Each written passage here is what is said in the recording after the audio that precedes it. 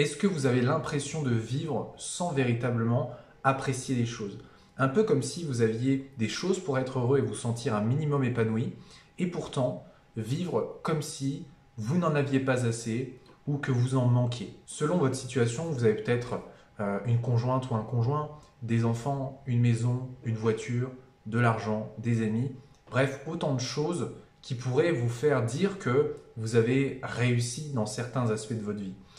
Et pourtant, au fond de vous, subsiste la sensation de jamais être assez bien, de jamais avoir la situation idéale, de jamais avoir le meilleur gadget, le meilleur outil, le meilleur n'importe quelle chose matérielle. Et malheureusement, vous ne comprenez pas pourquoi, malgré le fait que vous ayez plein de choses qui pourraient vous rendre heureux, vous êtes toujours dans cette situation, dans cette sensation de manque et de vide intérieur. Et bien pour cause, en réalité, vous aurez beau accumuler autant de choses que vous voulez, c'est pas ce que vous avez qui va influencer le fait que vous vous sentiez abondant ou en manque sur le long terme. En réalité, c'est plutôt la façon dont vous voyez toutes les choses que vous avez. Nos pensées au sujet du monde et des choses de notre vie définissent la façon dont on se représente le monde et la manière dont on fait l'expérience de la vie. Donc si la majorité de mes pensées sont tournées vers le manque et vers la peur de manquer, alors je vais faire l'expérience d'une vie de manque. Et plus je vais penser aux choses que je manque, et plus j'aurai l'impression de vivre dans la pauvreté et de jamais avoir assez. Alors qu'à l'inverse, si la majorité de mes pensées, elles sont orientées vers ce que j'ai déjà et que je reconnais régulièrement la valeur de ce que j'ai, là je vais faire l'expérience de l'abondance. Et plus je vais me concentrer sur les choses que j'ai déjà et que je vais apprendre à apprécier leur valeur, et plus j'aurai l'impression d'avoir une vie riche, d'avoir tout ce qu'il me faut pour être heureux. On va prendre l'exemple de l'argent. C'est le plus commun. Pourquoi est-ce que certaines personnes, elles n'ont pas beaucoup d'argent et pourtant elles vivent heureuses? Alors qu'il y en a d'autres, elles sont extrêmement riches, mais elles vivent malheureuses. Et ben, l'une des différences, alors je ne dis pas que c'est la raison principale, mais en tout cas l'une des différences entre ces deux types de personnes, c'est la manière dont ils se représentent l'argent qu'ils ont. Dans le premier cas, la personne elle a beau avoir beaucoup d'argent, peu d'argent, pardon, si elle est reconnaissante de ce qu'elle a déjà et qu'elle apprécie à sa juste valeur sa situation financière, alors elle va vivre dans un sentiment d'abondance. Alors, ça ne l'empêchera pas d'essayer d'améliorer sa situation financière, hein, si elle le veut. Mais elle le fera dans une intention d'expansion. Et ça va donc la faire entrer dans un cercle vertueux de dire j'ai déjà plein de choses et je vais en avoir encore plus. Alors qu'à l'inverse, dans le second cas, la personne elle a beau avoir beaucoup d'argent, si elle vit dans la peur d'en manquer ou de jamais en avoir assez, elle ne va pas se rendre compte en fait de tout l'argent qu'elle possède et elle va vouloir en gagner encore plus avec une intention de départ de manque. Et si son intention de base, c'est le manque, le fait qu'elle en gagne plus, qu'elle gagne plus d'argent, ça lui fera certes se sentir mieux sur le court terme, ça lui donnera de la sécurité, du confort, mais ça n'arrangera pas du tout les choses sur le moyen et long terme, parce qu'elle va continuer d'alimenter ses peurs, ses croyances, et en fait de tourner en boucle dans un cercle vicieux. Donc comprenez bien que faire les choses par manque, c'est toujours une voie sans issue qui ne peut pas aboutir sur un mieux-être sur le moyen long terme. Parce que quand on fait les choses par manque, nos actions, elles partent d'une intention de « je n'ai pas assez ». Donc on essaye d'avoir plus parce qu'on croit qu'on n'a pas assez.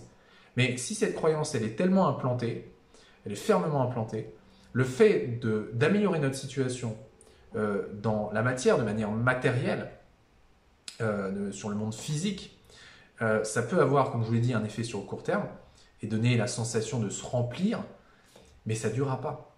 Parce qu'ensuite, la croyance de ne pas avoir assez refera surface et les peurs reviendront.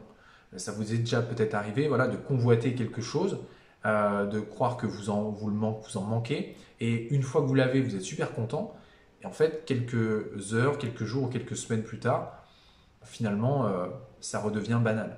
Donc ce qu'il est important de comprendre, c'est que si vous voulez changer la manière dont vous voyez votre vie et donc la manière dont vous en faites l'expérience, vous devez changer vos pensées au sujet de votre vie.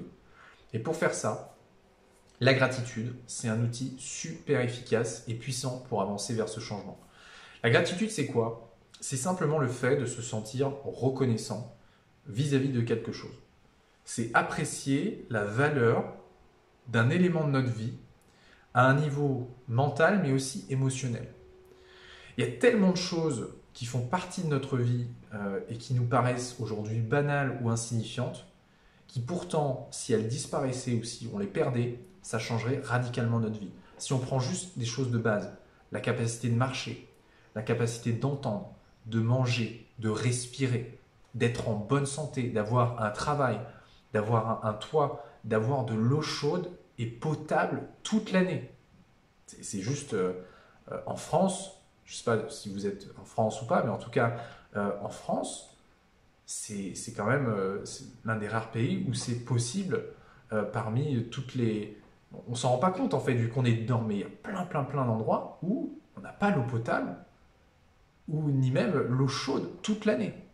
Ok, donc toutes ces choses, elles sont hyper essentielles à nos vies, mais on est tellement focalisé sur ce qu'on voudrait en plus que ces choses, elles perdent de leur valeur et on attend d'avoir d'autres choses pour se sentir satisfait, se sentir rempli. Donc plus vous pratiquerez la gratitude et plus votre vision du monde et de votre vie changeront. La gratitude, c'est vraiment l'une des choses qui transforme le rien en tout, le vide en plein et le manque en abondance.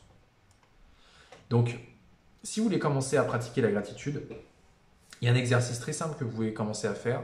C'est une fois par jour, notez 3 choses. Prenez un papier, un stylo. Vous notez 3 choses pour lesquelles vous êtes reconnaissant actuellement.